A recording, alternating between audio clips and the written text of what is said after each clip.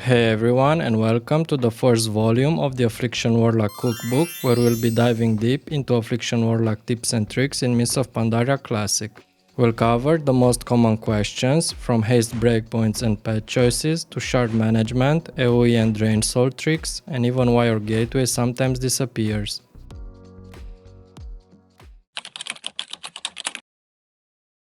In Mists of Pandaria, Affliction Warlocks gems and reforges around specific haste breakpoints, then dumps everything else into mastery. A haste breakpoint is simply a point where your dots, unstable affliction, agony or corruption, gains an extra tick.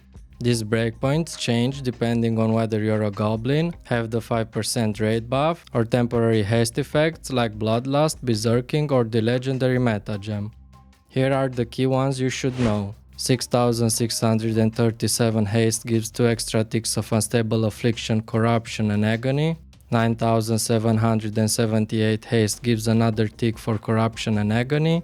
13,157 haste for an extra tick of agony, and 13,737 haste for an extra tick to corruption. For gearing, my recommendations are: in tier 14, aim for 6,637 haste. Then in Throne of Thunder, push for 9,778 haste. And finally, during Siege of Orgrimmar, go for either 13,157 or 13,737 haste.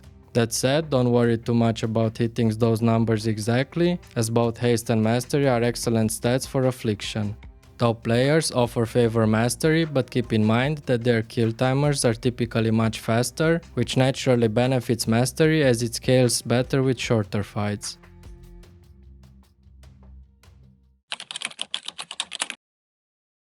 You've got 3 main offensive demons to choose from: Observer, Shivara and Felim. Each one has its own niche. Observer is the best for stationary single target fights. It has the highest single damage overall, plus a magic dispel and an interrupt. Felim has the lowest single target damage, but because it's range, it's amazing for fights with lots of movement or target swapping. It provides a self dispel and even a small heal. Shivara is great for multi-target due to Felash, which also does a knockback. My advice is to pick your pet based on utility, not just damage. The differences between the 3 aren't massive, and the Felimp is usually the easiest to control, being perfect for beginners.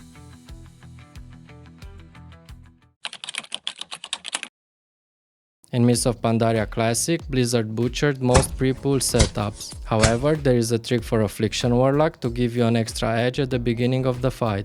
If your haunt is mid-air when the boss is pulled, you will actually get that shard refunded, meaning you start with 4 shards and haunt already on the boss. It's a small thing, but that extra shard at the start is huge, especially on multi-dot fights where you can open with haunt on multiple targets while your dots are the strongest. In order to achieve this consistently, use your potion and then cast haunt about 3 to 4 seconds before pull, while making sure to stand about 30 to 40 yards away so you don't pull early. It's simple, effective and totally worth mastering.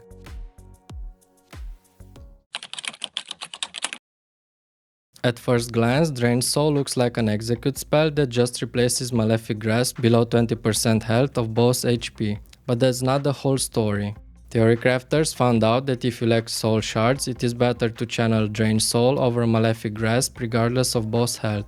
This is because when Drain Soul gets channeled for 2 ticks, you get a soul shard that can be used on either a haunt or soul burn. To get the best out of this, you must be thinking and planning beforehand. Ideally, you want to start channeling Drain Soul while your dots and haunt won't expire before you get an extra soul shard. This is perfect right before a burn phase when your trinkets or procs are about to come up, so that you can enter it with plenty of shards to be used on soul burn and haunt while channeling Malefic Grasp for that extra damage. An important note is that this trick mainly applies to single target fights. For multi-target cliff fights, we will be using the Soul Swap extension trick by using either Malefic Grasp, Haunt or Life Tap in between Soul Swap inhale and exhale.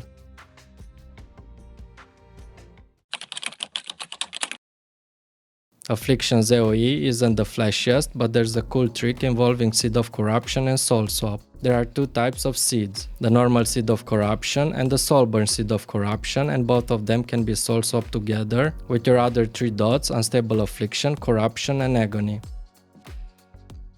Now here's the rotation for the Seed Bomb combo.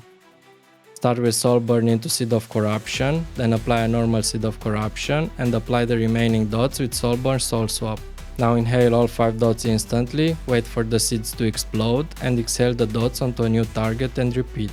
You must do the exhale into inhale part very quickly such that the seeds do not explode before inhaling them. At very high haste, this combo becomes almost impossible because the seeds detonate too fast. If that happens, just apply Soul Burn Seed of Corruption to get corruption rolling on all targets, then either spam seeds for big AoE or soul swap your dots around depending on how many enemies you're facing.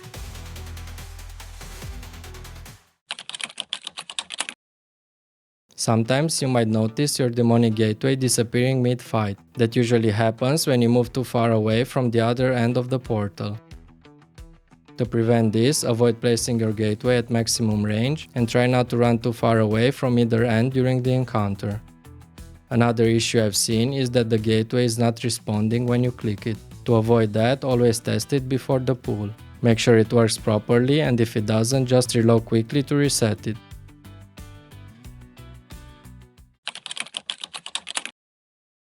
Absolutely. My UI consists mainly of the following add-ons: LVUI, LVUI Altruism, Big Wigs, Details, and Weak Auras.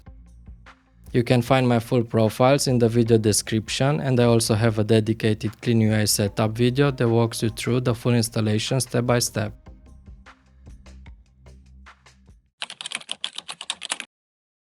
And that wraps up Volume 1 of the Affliction Warlock Cookbook. I hope these tips help you master your Warlock in Mists of Pandaria Classic. If you have more questions or want to see specific topics covered in the next volume, drop them in the comments and I'll feature the best ones in Volume 2. Don't forget to like and subscribe if you found this video helpful. Thanks for watching, and as always, may your hunt never miss.